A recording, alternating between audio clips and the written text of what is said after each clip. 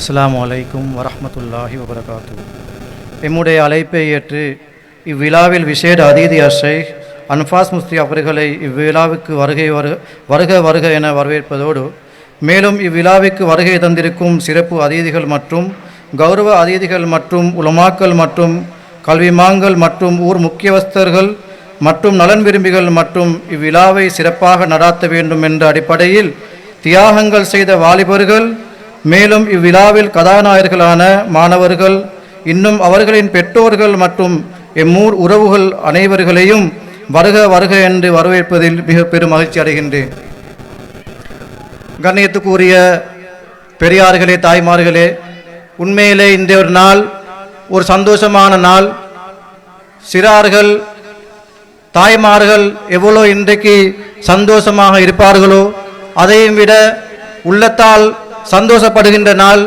ஏனென்றால் குர்ஆன் மதரசாவின் தலைவர் என்ற வகையில் எங்களுடைய 2 வருட முயற்சியின் ஒரு வெற்றியை காண்கின்றோம். இன்றைக்கு அல்ஹம்துலில்லாஹ் அல்லாஹ் தஆலா எங்களுடைய இந்த குர்ஆன் மதரசாவின் 2 வருட பூர்த்தியை அடுத்து இவ்விழாவை எங்களுக்கு ஏற்படுத்தி தந்த அல்லாஹ்வுக்கு முதலாவதாக நான் நன்றியை தெரிவித்துக் கொள்கிறேன். அல்ஹம்துலில்லாஹ். கண்ணியத்துக்குரியவர்களே, எங்களுடைய குர்ஆன் மதரசா ஒரு வரலாற்றை படைத்த ஒரு குர்ஆன் மதரசா. இது இன்றைக்கு நேற்று ஒரு ஆரம்பமான ஒரு குர்ஆன் மதரசா அல்ல. கிட்டத்தட்ட 1955 வருடங்கள் எங்களுடைய ஊரில் இருக்கக்கூடிய பெரியவர்கள்ட்ட கேட்டால் தெரியும். அவர்கள் சொல்லுவார்கள், நாங்கள் சின்ன வயசிலே, இப்போது 60-70க்கு மேற்பட்ட வயசுடையவர்கள்ட்ட கேட்டால் தெரியும், நாங்கள் சின்ன வயசிலே நாங்கள் இந்த குர்ஆன் மதரசாவுக்கு போனோம். அதில் முதலாவது உஸ்தாதாக சாலி அப்பா என்று அழைக்கக்கூடிய முகமது சாலி அவர்கள் முதலாவது உஸ்தாதாக கடமையாற்றினார். அதுக்கு பின்னால மிக நீண்ட ஒரு காலம் அக்பர் லெப்ப எங்கள் எல்லாருக்கும் தெரியும். அக்பர் அப்பா என்றால் எங்கள் எல்லாருக்கும் தெரியும். அக்பர் அப்பா மிக நீண்ட ஒரு காலம் இந்த குர்ஆன் மதரசாவிலே பிள்ளைகளுக்கு மார்க்க கல்வியை பெற்றுக் கொடுத்தார். இதில் ஒரு விஷயத்தை நாங்கள் விளங்கணும். எவர் மார்க்கத்துக்காக வேண்டி உள்ளச்சத்தோடு தியாகம் செய்வார்களோ அவர்களுடைய வாரிசுகளை அல்லாஹ் தஆலா வீணாக்க மாட்டான். எங்களை கண்முன்னுக்கு தெரியுது. அக்பர் அப்பா அன்று செய்த தியாகம் இன்று அவர்கள் வாரிசுகள், அவருடைய பேர பிள்ளைகள் ஒரே வீட்டில் பொருளாதார வசதி இல்லாம, தாய் தாப்பன்ற பெரிய ஒரு உதவி இல்லாம அல்லாஹ் தஆலா அவர்களை பெரிய ஒரு டாக்டராக, ஒரு இன்ஜினியராக ஒரு வீட்டிலிருந்து வெளியாக்குறான். இதுதான் அல்லாஹ் தஆலா எங்களுக்கு தார படிப்பின. இவர் நலவுக்காக, நல்ல விடயங்களுக்காக, அல்லாஹ்வுடைய இந்த மார்க்கத்துக்காக, இந்த மார்க்கம் வளர வேண்டும் என்ற நோக்கத்தில் எவர் தியாகம் செய்கிறார்களோ அல்லாஹ் தஆலா அவருடைய வாரிசுகளை நல்லதாக்கி விட்டான். அல்ஹம்துலில்லாஹ். கண்ணியத்துக்குரிய பெரியார்களே, எங்களுடைய குர்ஆன் மதரசா இந்த இப்படி பல காலங்களாக பல நிர்வாகங்கள், நிர்வாக தலைவர்கள், அது மாதிரி உலமாக்களுடைய பல திட்டங்கள், பல முயற்சிகளோடு, அதுபோன்று இது இடைப்பட்ட காலத்தில் எங்களுடைய மர்ஹூம் ஹலாதீம் ஹஸரத்துடைய பெரியாசத்துடைய வருகை, அவருடைய வருகையை தொடர்ந்து ஊரில் ஏற்பட்ட பெரிய மாற்றங்கள், இப்படியான விஷயங்களை கொண்டு எங்களுடைய குர்ஆன் மதரசா வளர்ந்து வந்தது. அப்படி வளர்ந்து வந்த ஒரு காலம் 2018-19 காலங்களில் ஒரு வீழ்ச்சி அடைவதை கண்டோம். அந்த வீழ்ச்சிக்கு காரணம் ஐஎஸ் பிரச்சனை, அடுத்தது கொரோனா. இந்த 2 விஷயங்களால குர்ஆன் மதரசாக்களை வீழ்ச்சியை நாங்கள் கண்டோம். இந்த குர்ஆன் மதரசாவை நாங்கள் திரும்ப என்ன முறையில் ஆரம்பிப்பது என்று பல நிர்வாகங்கள், எங்களுடைய ஊரில் மட்டுமல்ல எங்களுடைய நாட்டில் பல நிர்வாகங்கள் பல சிறுவர்களுக்கு முகம் கொடுத்தார்கள். திரும்ப ஆரம்பிக்கப்பட இயலாத ஒரு நிலைமை. எல்லா ஊர்களிலும் இப்படி ஒரு பிரச்சனை. இந்த பிரச்சனைக்கு மத்தியில் சில பெற்றோர்கள் தங்களுடைய பிள்ளைகளுக்கு எப்படியாவது தங்களுடைய பிள்ளைகளுக்கு மார்க்க கல்வியை கொடுக்க வேண்டும் என்ற நோக்கத்தில் எங்களுடைய பிள்ளைகளை வேற ஊருக்கு அனுப்பி செலவழித்து ஓத வைத்தார்கள். சில பெற்றார்கள் அவர்களுக்கு அப்படியே மண் வசதி இல்லை.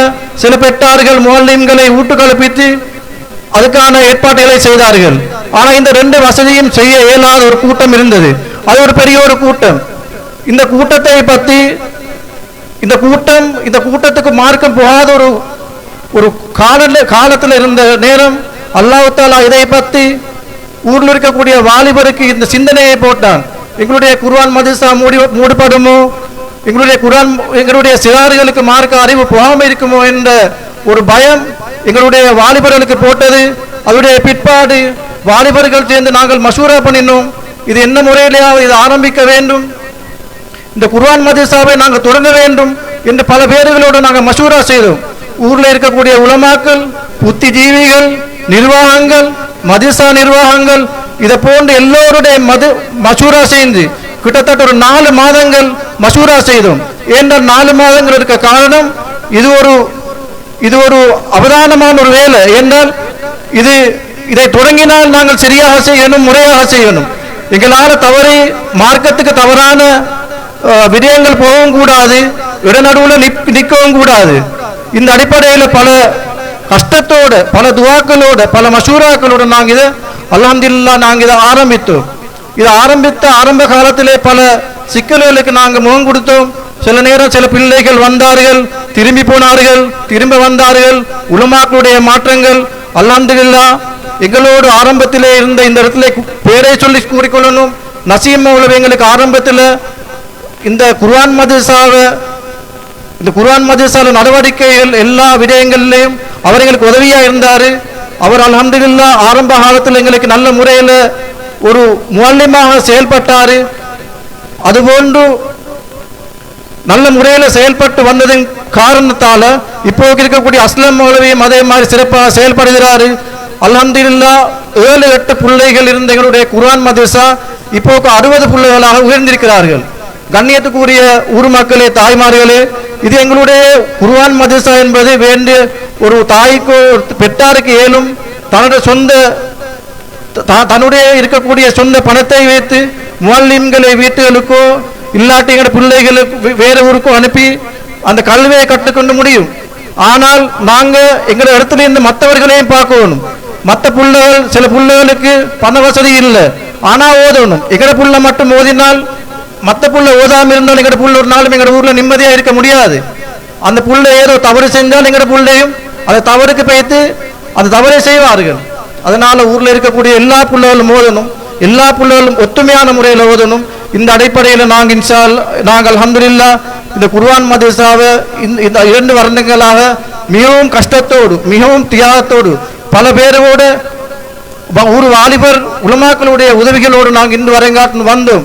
இன்ஷா அல்லாஹ் இது தொடர்ந்து நடக்கணும். இந்த குர்ஆன் மதரசா எங்கட நிர்வாகம் இல்லாட்டியும் பல நிர்வாகங்கள் வந்து வாலிபர்கள் முன் வந்து இந்த குர்ஆன் மதரசாக்கு எந்த ஒரு விளைவும் வராம இது எதிர்காலத்தில் கியாமல் நான் வரங்காட்டிலும் இந்த குர்ஆன் மதரசா நடக்கணும். நாங்க இந்த கட்டத்தில் குர்ஆன் மதரசா இப்படி வரக்கூடிய நிலைமையில எங்கட குர்ஆன் மதரசாவில் பெரிய வகுப்புகள் இன்றைக்கு வெளியாகக்கூடிய சிறார்கள் 1ஆம் ஆண்டிலிருந்து 5ஆம் வருங்காட்டிலும் நாங்கள் இந்த குர்ஆன் மதரசால நடத்துவோம். அதுக்கு பின்னால் வரக்கூடிய சிறார்கள் அவர்களுக்கு உயர்கல்வி மார்க்கத்தில் சரியா சட்டங்கள் அவர்களுடைய வயதுக்கேற்ற அறிவை கொடுக்கும் நோக்கத்தில் நாங்கள் வெவ்வேறாக, ஆண்கள் வேறாக, பெண்கள் வேறாக, பாட்டை மதரசா என்ற எங்களுடைய ஜாமியா மனாருல் அதிபரோடு நாங்கள் மசூரா செய்து அவர்களுடைய உதவிகளோடு நாங்கள் நடாத்தி வருகிறோம்.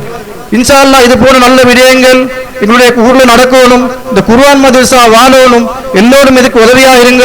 அல்ஹம்துலில்லாஹ் இன்றைய விழாவுக்கும் நிறைய பேர் எங்களுக்கு உதவி செய்தார்கள். வெளிநாட்டில் இருக்கக்கூடியவர்கள் அவருடைய பிள்ளைகள் இல்லாட்டியும் எங்கள் ஊரில் மார்க்கம் வளரணும் என்ற நோக்கத்தில் அவர்கள் எங்களுக்கு உதவி செய்தார்கள். அல்ஹம்துலில்லாஹ் அவர்களுடைய வாழ்க்கையில் அல்லாஹ் பரக்கத்து செய்யணும், அவர்களுக்கு நல்ல வாழ்க்கை அமைஞ்சு கொள்ளணும். இதோடு என்னுடைய நேரங்காலத்தை கருத்தில் கொண்டு என்னுடைய பேச்சை நிறுத்திக் கொள்கிறேன். வந்திருக்கக்கூடியவர்கள் பூரணமான முறையில் இந்த நிகழ்ச்சியில் கலந்து கொண்டு எங்களுடைய சிறார்களுக்கு ஊக்கமூட்டுமாறு உங்களிடத்தில் கேட்டுக்கொண்டு முடித்துக் கொள்கிறேன். அஸ்ஸலாமு அலைக்கும் வரஹ்மத்துல்லாஹி வபரகாத்துஹு.